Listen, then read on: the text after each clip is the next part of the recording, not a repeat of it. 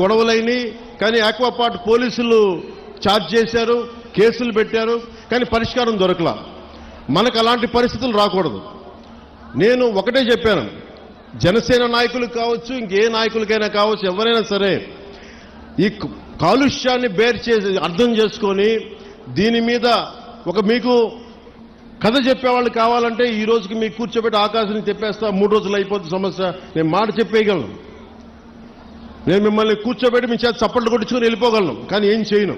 అలా కాకుండా నేను 3 నెలలు ఎందుకు సమయం, 100 రోజులు సమయం ఎందుకు అడుగుతున్నానంటే, చాలా త్రికరణ శుద్ధిగా ఒక మీ సాటి మత్స్యకారుడు ఎంత కష్టపడుతూ అర్థం చేసుకొని దాన్ని ఉద్దేశంలో పెట్టుకొని మాట్లాడుతున్నాను. అందుకని నాకు మీకు ఒకటి చెప్తున్నాను, నిజం కురచ బొంకు పొడవ అంటారు. అంటే అబద్ధం చెప్పడానికి ఇంత చెప్తాం, అసలు మీకు మేమేం చేయగలం అని చెప్పట్లా.